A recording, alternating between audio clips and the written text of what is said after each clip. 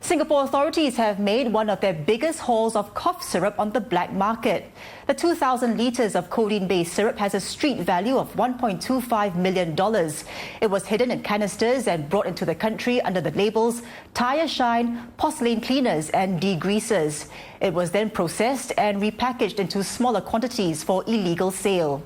4 men have been arrested, all of them Singaporean. They're believed to be members of a syndicate. The Health Sciences Authority says codeine-based syrup used as a cough suppressant can only be supplied by a licensed pharmacist or medical practitioner. If used without proper supervision, it can lead to dependence and side effects like nausea, vomiting and even confusion.